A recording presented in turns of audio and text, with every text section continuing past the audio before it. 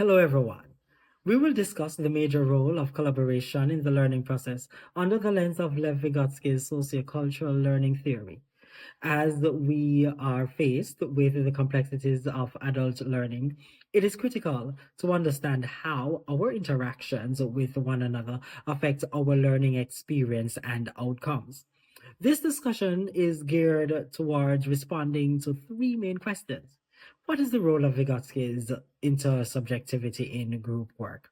How can scaffolding assist in group learning? And what role does internalization play in the group learning process? The core of Vygotsky's theory lies in the concept of intersubjectivity. Intersubjectivity is simply the shared understanding that arises when individuals are interacting and cooperating. As we cooperate within teams, we add our own knowledge and experience to the team. This diversity enlivens our shared understanding of subjects and notions. For instance, consider a group assignment where each member of the team possesses different expertise. One of the students may be researching well, while the other may be presenting well. Through debating and working together, students who have such capabilities can merge them to provide a richer end product. Intersubjectivity allows students to build knowledge as a group and increases deeper comprehension and builds critical thinking. The method aims at the use of collaboration since it increases individual learning but also produces a community culture while learning. Now, let us talk about scaffolding, which is another crucial component of Vygotsky's model. Scaffolding refers to the support given to students so that they can attain a level of higher understanding and skill development. Scaffolding in a group environment can either be in the guise of guidance by a more capable peer or in the guise of organized group activities that promotes cooperation. Suppose that a group is working on a difficult subject. The instructor can provide initial guidance by breaking up the project into smaller segments or into a term that we call chunking. Or even the instructor may role assignment based on personal ability. Scaffolding not only provides guidance, but allows the learners to take charge of their learning process. As collaborating group members support one another, they may phase out external assistance and eventually, during that process, build independence and self assurance in what they do. Besides, effective scaffolding triggers what we classify as metacognition, and this is thinking about your own thoughts. As the group members think about the contribution of others, they also think about their own contribution, and then they realize their process of learning and how they can improve on that process. Finally, let us talk about the concept of internalization. And this is central to learning and essential to learning about how collaboration influences learning.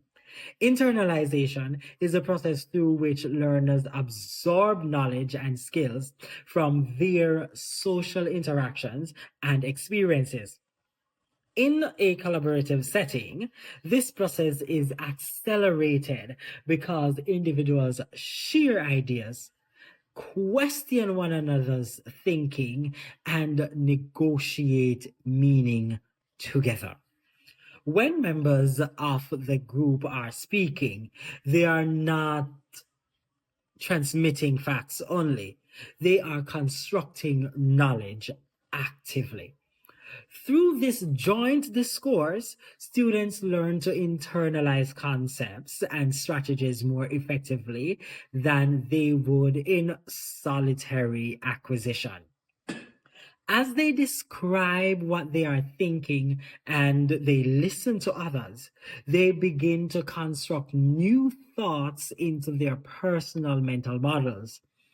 For example, while explaining a complex theory to a group, one of the members will introduce a notion that resonates with the rest of the members, and they find themselves wondering if their awareness holds. The process not only intensifies the awareness of the individual, but that of the collective intelligence of the group.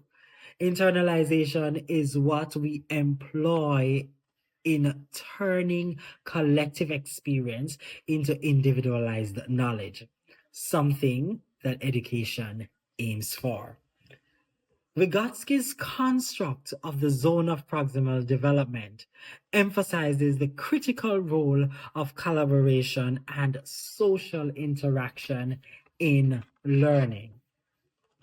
Vygotsky, in his 1979 Consciousness as a Problem in the Psychology of Behavior Soviet Psychology article, volume 17, he said, "We are conscious of ourselves because we are conscious of others, and in an equivalent manner, we are conscious of others because in our relationship to others, we are the same as others in their relationship to us."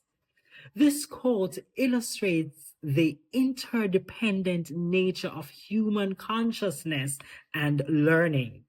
Therefore, this means that learners can achieve higher levels of understanding and skill development when working with more knowledgeable peers or instructors who can scaffold their learning journey and build the gap and bridge the gap between their current independent capabilities and their potential development level.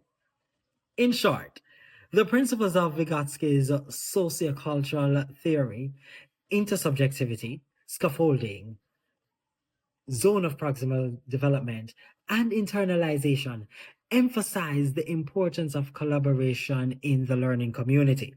By adopting to collaborative work, we not only enrich our own individual learning processes, but also contribute to the development of a rich educational community.